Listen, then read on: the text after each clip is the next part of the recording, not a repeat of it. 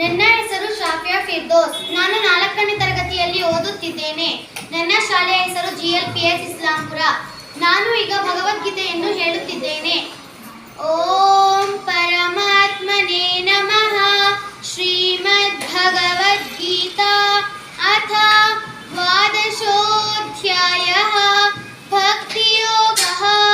ಅರ್ಜುನ ಉವಾಚ ಏವಂ ಸತತಯುಕ್ತಾ ಯೇ ಭಕ್ತಾ ಸ್ವಾಂ ಪರ್ಯುಪಾಸತೆ ಯೇ ಚಾಪ್ಯಕ್ಷರಮವ್ಯಕ್ತಂ ತೇಷಾಂ ಕೆ ಯೋಗವಿತ್ತಮಃ. ಶ್ರೀಭಗವಾನುವಾಚ ಮಯ್ಯಾವೇಶ್ಯ ಮನೋ ಯೇ ಮಾಂ ನಿತ್ಯಯುಕ್ತಾ ಉಪಾಸತೆ ಶ್ರದ್ಧಯಾ ಪರಯೋಪೇತಾಃ ತೇ ಮೇ ಯುಕ್ತತಮಾ ಮತಾಃ. ಯೇ ತ್ವಕ್ಷರಮನಿರ್ದೇಶ್ಯಂ ಅವ್ಯಕ್ತಂ ಪರ್ಯುಪಾಸತೆ ಸರ್ವತ್ರ ಗಮಚಿಂತ್ಯಂ ಚ ಕೂಟಸ್ಥಮಚಲಂ ಧ್ರುವಂ ಸಂನಿಯಮ್ಯೇಂದ್ರಿಯಗ್ರಾಮಂ ಸರ್ವತ್ರ ಸಮಬುದ್ಧಯಃ ತೇ ಪ್ರಾಪ್ನುವಂತಿ ಮಾಮೇವ ಸರ್ವಭೂತಹಿತೇ ರತಾಃ. ಕ್ಲೇಶೋಧಿಕತರಸ್ತೇಷಾಂ ಅವ್ಯಕ್ತಾಸಕ್ತಚೇತಸಾಂ ಅವ್ಯಕ್ತಾ ಹಿ ಗತಿರ್ದುಃಖಂ ದೇಹವದ್ಭಿರವಾಪ್ಯತೆ.